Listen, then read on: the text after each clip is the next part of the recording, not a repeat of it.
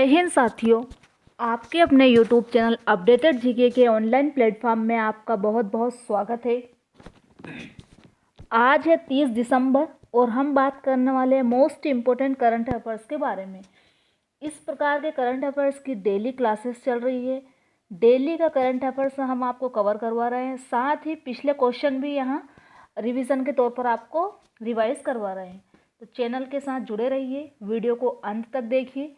चलिए स्टार्ट करते हैं आज का हमारा पहला क्वेश्चन है, केंद्रीय मंत्रिमंडल ने हाल ही में किस देश में भारत का महावाणिज्य दूतावास खोलने की मंजूरी दी है? कहाँ पर? ऑकलैंड में। कहाँ पर दी है? ऑकलैंड में महावाणिज्य दूतावास खोलने। भारत का नया वाणिज्य दूतावास कहाँ खोला जाएगा? ऑकलैंड में। अगला क्वेश्चन है, भारतीय ओलंपिक संघ ने WFI के दैनिक मामलों को चलाने के लिए कितने सदस्यों की एक तदर्थ समिति का गठन किया है? 3 सदस्यीय। कल हमने क्वेश्चन देखा था, भारतीय ओलंपिक संघ ने WFI के दैनिक मामलों को चलाने के लिए कौन सी समिति का गठन किया? तदर्थ समिति का। और ये कितने सदस्यीय है? 3 सदस्यीय है। अगले क्वेश्चन की ओर बढ़ते हैं और अगला क्वेश्चन है, किस स्टील्थ गाइडेड मिसाइल विध्वंसक को हाल ही में भारतीय नौसेना में शामिल किया गया है? INS इम्फाल को शामिल किया गया है। किसको? INS इम्फाल को स्टील्थ गाइडेड मिसाइल है, क्लियर है, भारतीय नौसेना में इसे शामिल किया गया है। अगला क्वेश्चन है, भारतीय इलेक्ट्रॉनिक्स लिमिटेड ने हाल ही में किस राज्य सरकार के साथ 445 करोड़ रुपए का अनुबंध किया है? किसने? भेल ने। भारतीय इलेक्ट्रॉनिक्स लिमिटेड ने किसके साथ 445 करोड़ रुपए का अनुबंध किया है? उत्तर प्रदेश सरकार के साथ, क्लियर है। अगले क्वेश्चन की ओर बढ़ते हैं और आज का हमारा अगला क्वेश्चन है, हाई स्पीड वंदे भारत ट्रेनों के स्लीपर संस्करण का नाम क्या है? मोस्ट इंपोर्टेंट क्वेश्चन है। High speed Vande Bharat train का जो स्लीपर संस्करण है उसका नाम क्या है? अमृत भारत एक्सप्रेस, क्लियर है, अमृत भारत एक्सप्रेस। ध्यान रहेगा, वीडियो को लाइक भी करते रहिए ताकि हमारा भी मोटिवेशन बना रहे और हम आपको एक बेहतर और अच्छे लेवल का कंटेंट प्रोवाइड कर रहे हैं। इसको आगे भी शेयर करें। वीडियो अच्छा लगता है तो इसे लाइक कीजिए, चैनल पर नए हैं तो सब्सक्राइब कर लीजिए ताकि समय समय पर आपको नोटिफिकेशन मिलता रहे। इसी प्रकार के क्वेश्चन आपको आगे आने वाली एग्जाम में देखने को मिलेंगे। नेक्स्ट क्वेश्चन है, हाल ही में भारतीय रिजर्व बैंक ने कोटक महिंद्रा बैंक के अध्यक्ष रूप में किसे मंजूरी दी है? CS राजन को। किसने? भारतीय रिजर्व बैंक ने कोटक महिंद्रा बैंक के नए अध्यक्ष कौन रहेंगे? कोटक महिंद्रा बैंक के नए अध्यक्ष हैं CS राजन, क्लियर है। अगले क्वेश्चन की ओर बढ़ते हैं। अगला क्वेश्चन है, अगले वर्ष मार्च तक, अगले वर्ष यानी 2024 मार्च तक केंद्र सरकार के पेंशन भोगियों से डिजिटल जीवन प्रमाण पत्र प्राप्त करने के लिए सरकार ने क्या लक्ष्य निर्धारित किया है? मार्च 2024 तक केंद्र सरकार के पेंशन भोगियों से डिजिटल जीवन प्रमाण पत्र प्राप्त करने के लिए सरकार ने क्या लक्ष्य निर्धारित किया है? 50 लाख डिजिटल जीवन प्रमाण पत्र निर्धारित करने का लक्ष्य रखा है, क्लियर है। अगले क्वेश्चन की ओर बढ़ते हैं। अगला क्वेश्चन है, नए tennis ball T20 cricket tournament का नाम क्या है? क्या है? Indian Street Premier League, ISPL, Indian Street Premier League. जो नए टेनिस बॉल T20 है उस क्रिकेट टूर्नामेंट का नाम रहेगा ISPL। इसका फुल फॉर्म भी पूछ सकते हैं आपसे, क्या रहेगा ISPL का full form? Indian Street Premier League. अगले क्वेश्चन की ओर बढ़ते हैं और अगला क्वेश्चन है, किस राज्य में कारगिल युवा महोत्सव 2024 का आयोजन किया जाएगा? अब यहाँ पर इम्पोर्टेंट है, कारगिल युवा महोत्सव कहाँ मनाया जाएगा? 2024 असम में, असम राज्य में ये मनाया जाएगा। अगला क्वेश्चन है, केंद्रीय मंत्रिमंडल किस देश के साथ प्रवासन और आवाजाही समझौते को मंजूरी दी है? केंद्रीय मंत्रिमंडल ने किस देश के साथ यहाँ पर है केंद्रीय मंत्रिमंडल ने किस देश के साथ प्रवासन और आवाजाही समझौते को मंजूरी दी है? इटली, भारत और इटली के साथ। क्लियर है? अगले क्वेश्चन की ओर बढ़ते हैं और आज हम 25 क्वेश्चन ऐसे कवर करेंगे जो कि बहुत ही खास है, इम्पोर्टेंट है। आने वाले एग्ज़ाम को दृष्टि में रखकर ही ये क्वेश्चन यहाँ पर लाए गए हैं, तो आप क्वेश्चन को इग्नोर ना करें, अच्छे से देखें, पूरा वीडियो देखें। अगला क्वेश्चन है, किस मंत्रालय के दिव्यांग जन सशक्तिकरण विभाग ने 12वें दिव्य कला मेला 2023 का उद्घाटन सूरत में किया है? अब यहाँ पर इम्पोर्टेंट क्वेश्चन ये बन जाता है, जो 12वां दिव्य कला मेला 2023 है, इसका उद्घाटन कहाँ पर हुआ है? सूरत में। और किससे संबंधित है ये? किसने किया है? किस मंत्रालय के? दिव्यांगजन सशक्तिकरण विभाग से ये संबंधित है। और मंत्रालय का नाम पूछेगा तो सामाजिक न्याय और अधिकारिता मंत्रालय। इस एक क्वेश्चन में 3 क्वेश्चन कवर हो रहे हैं। 12वें दिव्य कला मेला 2023 का उद्घाटन सूरत में। किससे संबंधित है? दिव्यांगजन सशक्तिकरण विभाग से। किस मंत्रालय ने शुरू किया है? सामाजिक न्याय और अधिकारिता मंत्रालय ने। क्लियर है? अगले क्वेश्चन की ओर बढ़ते हैं। नीतीश कुमार को हाल ही में कौन सी बार जनता दल यूनाइटेड का अध्यक्ष बनाया गया है? कौन सी बार? दूसरी बार। जेडीयू का, जनता दल यूनाइटेड का अध्यक्ष लगातार दूसरी बार बने हैं नीतीश कुमार।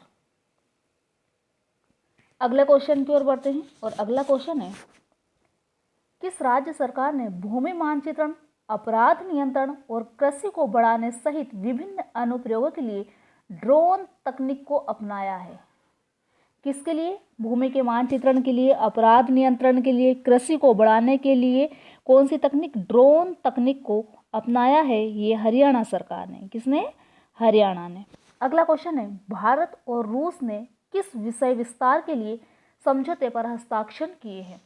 किसके बीच हुए? भारत और रूस के बीच। किस विषय को लेकर? कुडानुकुलम परमाणु ऊर्जा संयंत्र, जो कि कहाँ पर है? तमिलनाडु में। ध्यान रहेगा, किस किस के बीच इसको लेकर समझौता हुआ है? भारत और रूस के बीच।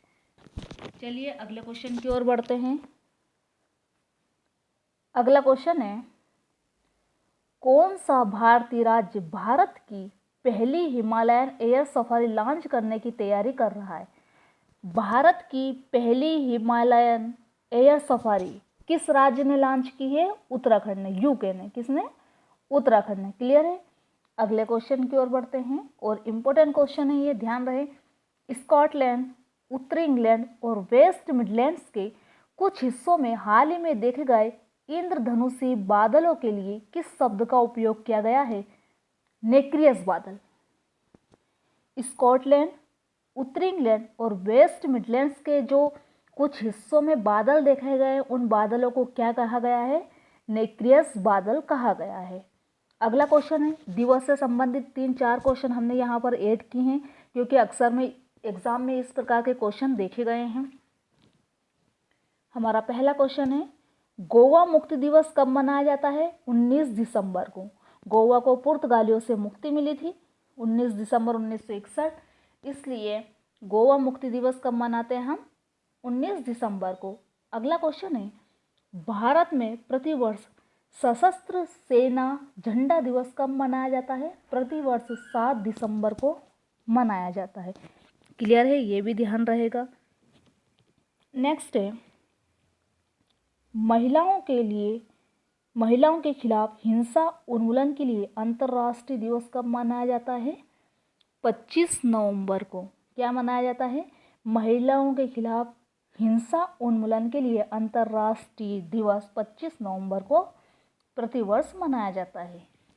अगला क्वेश्चन है, स्टैच्यू ऑफ यूनिटी किस नदी को देखती है? नर्मदा नदी को। किसको? कहाँ पर है? गुजरात में है। Statue of unity, Sardar Vallabh भाई की प्रतिमा गुजरात में है। और किस नदी की ओर है ये? नर्मदा नदी की। अगला क्वेश्चन है, हाल ही में breaking the mould reimagining India's economic future पुस्तक किसने लिखी है? रोहित लांबा और रघुराम राजन की है। ये पुस्तकों से संबंधित क्वेश्चन भी एग्जाम में आते हैं, इसलिए हमने कल की 3 पुस्तकें फिर से आपको रिवीजन के तौर पर यहाँ पर रखी है, तो एक बार और इनको अच्छे से देखिए आप। क्या है पुस्तक का नाम? Breaking the mould, reimagining India's economic future. किसने लिखी है पुस्तक? रोहित लांबा और रघुराम राजन की है संयुक्त रूप से। अशोक टंडन द्वारा लिखित पुस्तक रिवर्स स्विंग। रिवर्स स्विंग किसकी है? अशोक टंडन की पुस्तक है। नेक्स्ट है, मनोज सिन्हा ने Warrior on Wheels Wheel Chair to Padmashri पुस्तक का विमोचन किया है। Warrior on Wheels Wheel Chair to Padmashri किसकी? मनोज सिन्हा ने इसका विमोचन किया है।